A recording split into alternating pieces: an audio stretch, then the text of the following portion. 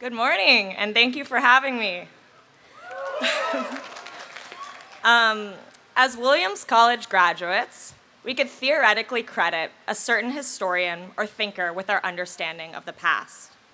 Perhaps one evening, during a late-night conversation, or in a very certain heady discussion, you might be able to defend a Marxist materialism or a Hegelian dialectic as the way to interpret history. Or more likely, if it is for you like it is for me, that these names and isms are foggy or already forgotten. In a pinch, you might defer to some sayings, like history repeats itself, or no man steps in the same river twice. Quotes that can perhaps be accredited to great minds, but now live on instead through the talking heads, or in the words of some great uncle. These are cliches that have deservedly earned their keep, but now rarely warrant any real interrogation from us.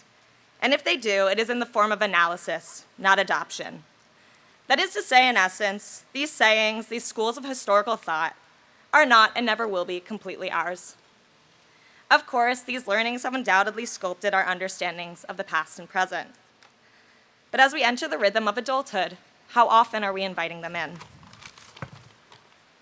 We alone, this class of graduates, are uniquely positioned in knowing what comes next. For most, 2 years have passed since seminars and tutorials. Jobs, relationships, meal preps, and moving out have moved in. Our future is here, no need to speculate. And again, for most of us, it doesn't include Freud or Hegel or Arendt or Sontag or any of these many thinkers above us in the library. I don't mean to mourn this fact or eulogize our education. I actually aim to do the opposite. As Freud's theories become foggy, and you need to rifle through your cognition to remember what was at one point some salient Nietzsche aphorism, it is in these lapses when we can actually employ our education.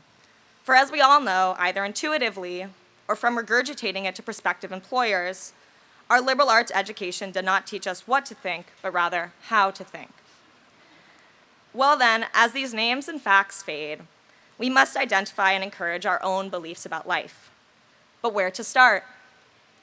You'll probably buy into my own understandings about as much as you truly give credence to any of these many historians, which is to say little to not at all. Rather, I suggest you cite your own memories and experiences to shape an understanding of the world. Treat the current so that it becomes a usable past, to find meaning in the present.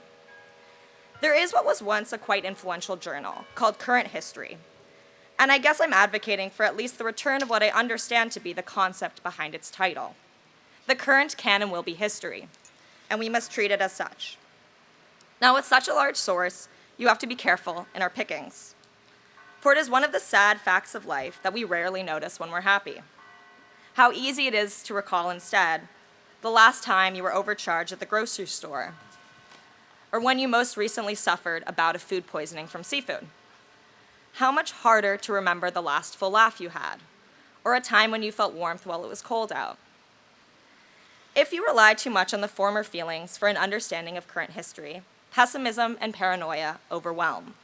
Our mindless grocers become swindlers, and Monday night oysters are off the table. Rather, we must mark our good memories instead. A friend of mine has a habit of pointing these things out.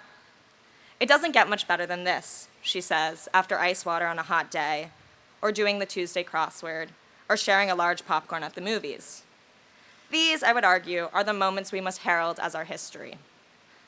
So it doesn't get much better than this. We will try to remember when we hug an old friend, or reread a book, or finally get to recognize our 4 years of hard work and graduate on a beautiful morning.